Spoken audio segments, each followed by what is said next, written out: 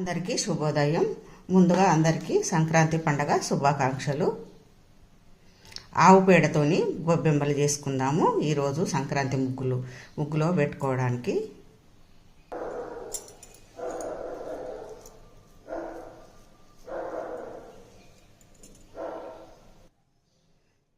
మాకైతే ఇక్కడ ఈ విధంగానే చేస్తారు. మన ఆవు పేడ దొరికిన దాన్ని బట్టి చిన్నగా పెద్దగా చేసుకుంటారు. ఇక్కడ కూడా గొబ్బెమ్మలు అంటారు వీటిని.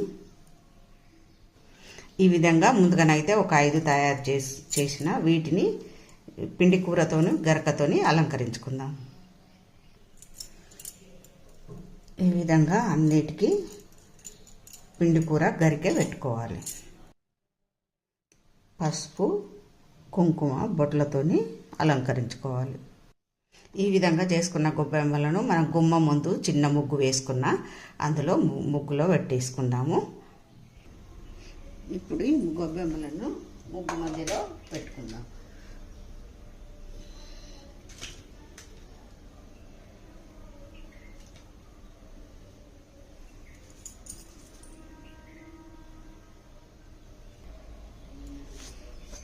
ఇప్పుడు పూలతోని అలంకరించుకుందాం.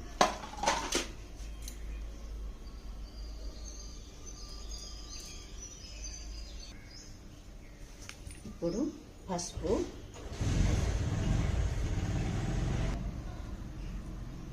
కుంకుమ నవధాన్యాలు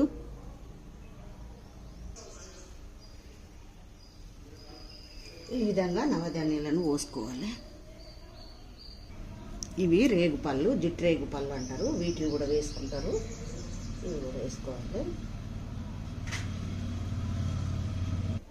మా తెలంగాణ సైడ్ అయితే ఈ విధంగానే వేసుకుంటారు. ఇప్పుడు గుమ్మానికి ఇరువైపులా ముగ్గులా అక్కడక్కడ కూడా పెట్టుకుంటారు. ఇప్పుడు గుమ్మానికి ఇరువైపులా పెట్టుకుందాం. ఈ విధంగా గుమ్మానికి ఇరువైపులా పెడతారు. వాకిట్ల ముగ్గు ఎక్కడ వేసినా అక్కడక్కడ ఈ గొబ్బెమ్మలను పెట్టి నవధాన్యాలు, పువ్వులు, పసుపు, కుంకుమతోని అలంకరించుకుంటారు.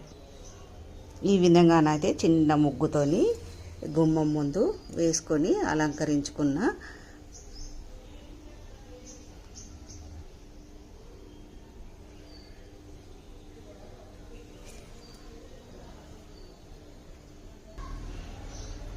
ఈ విధంగానే ముగ్గులతోని ప్రతి ఇల్లు ప్రతి లోగిలి సంక్రాంతి పండగకు కలకలలాడుతూ కనిపిస్తుంది. ఈ ముగ్గులు చూస్తుంటేనే చాలా ఆనందం వేస్తుంది.